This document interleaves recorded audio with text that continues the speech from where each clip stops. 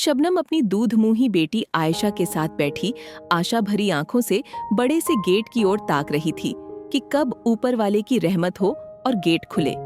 उसकी जिंदगी की बस यही एक आखिरी उम्मीद थी। फुटपाथ पर बैठे बैठे उसे आधे घंटे से ज्यादा हो चुका था। बैठे बैठे ही वो कल रात में वापस पहुंच गई। जब रात को उसका शौहर अपने साथ 2 आदमियों को लेकर आया था, ना चाहते हुए भी उसे सारी रात उन अनजान लोगों के साथ गुजारनी पड़ी। बड़े से घुंघराले बालों वाले अधेड़ की वहशत को याद करके उसकी रीढ़ की हड्डी में सिरहन दौड़ गई। कैसे जानवरों की तरह नोचा था उसने, जैसे वो कोई हाड़ मांस की जिंदा औरत ना होकर कोई रबड़ की गुड़िया हो। अचानक से गोद में सोई हुई बेटी कुनमुनाई तो शबनम की तंद्रा भंग हुई। उसने बुरके के अंदर से ही बेटी को छाती से लगाया और दूध पिलाना शुरू कर दिया।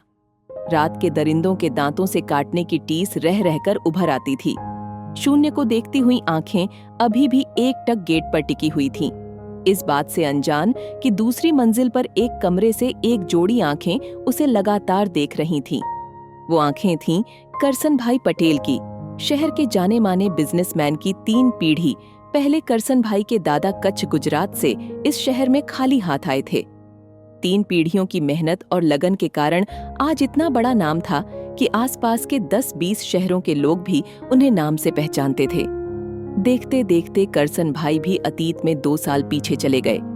जब पुलिस स्टेशन में सबके सामने उनकी बेटी रुचिका ने उनके साथ जाने से इनकार कर दिया था, सारे समाज के सामने रुचिका आफताब का हाथ पकड़कर थाने के गेट से बाहर निकल गई।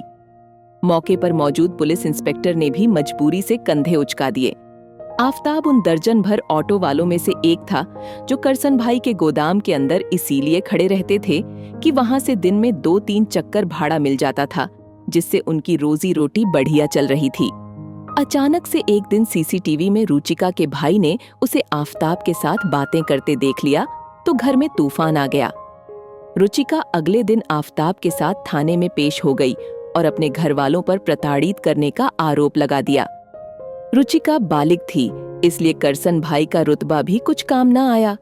रुचिका के दादा ने अपनी पगड़ी उतारकर रुचिका के पैरों में रख दी, लेकिन आफताब के लिए वो सारी दुनिया छोड़ने को तैयार थी।